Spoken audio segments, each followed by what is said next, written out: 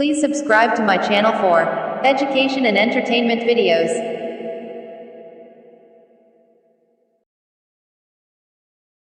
السلام علیکم ورحمۃ اللہ وبرکاتہ۔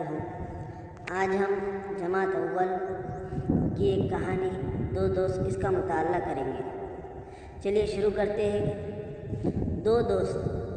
ایک مرتبہ دو دوست ایک جنگل سے گزر رہے تھے۔ انہیں سامنے سے ایک ریچھ آتا دکھائی دیا۔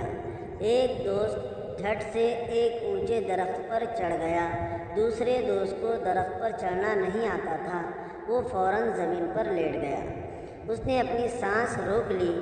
ریچھ اس کے نزدیک آیا، اسے سونگھا اور مردہ سمجھ کر واپس چلا گیا۔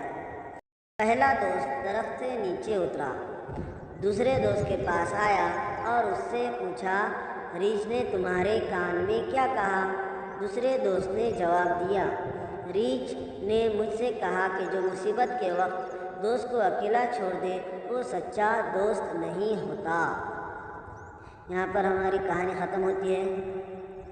آپ اس کو دوبارہ سنیں۔ اللہ حافظ۔